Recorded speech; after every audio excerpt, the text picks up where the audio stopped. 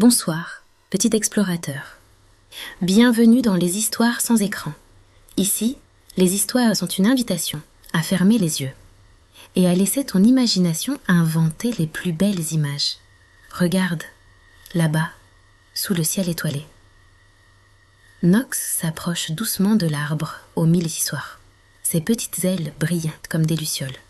Elle observe les feuilles qui dansent au gré du vent. Puis, l'une d'elles s'illumine d'une douce lumière verte. Nox l'accueille avec précaution. Elle l'ouvre délicatement. Et une nouvelle histoire commence. Il était une fois un petit hérisson nommé Hugo.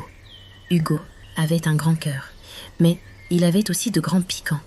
Et il avait peur de piquer les autres. Alors, chaque fois qu'il apercevait un autre animal, il faisait quelques pas en arrière. Puis, il se cachait sous les fougères. Les jours passaient, les saisons aussi. Les autres animaux jouaient ensemble. Ils riaient, ils construisaient des cabanes. Ils inventaient 1000 aventures. Et Hugo les regardait de loin. Parfois, il aurait aimé les rejoindre, mais une petite voix lui soufflait. Et si je leur faisais mal? Alors, il restait seul.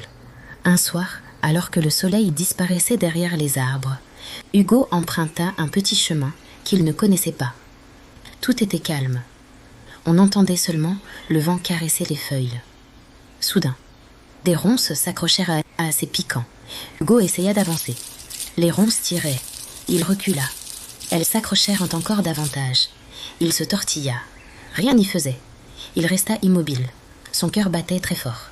C'est alors qu'un petit lapin arriva. Il s'arrêta, puis demanda doucement. « Est-ce que tu as besoin d'aide ?» Hugo baissa les yeux. « J'ai peur de te piquer. » Le lapin lui sourit. « Alors nous ferons attention, tous les deux. » Une petite souris arriva à son tour. Puis un écureuil. Sans se presser, avec beaucoup de douceur, ils commencèrent à retirer les ronces.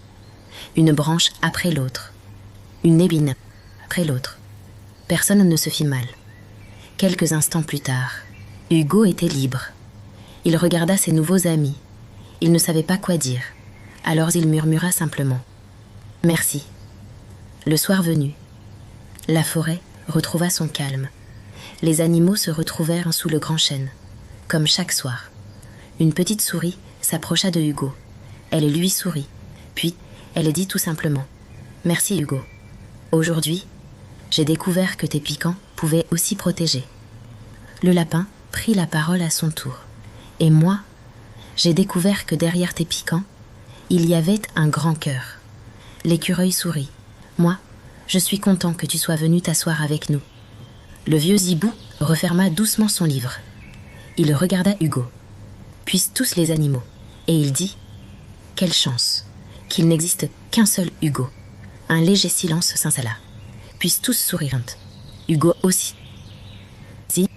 Ce soir-là, il ne se demanda plus s'il était différent. Il était simplement heureux d'être avec ses amis. La petite graine, parfois. Ce qui nous rend uniques est aussi ce qui permet aux autres de mieux nous connaître.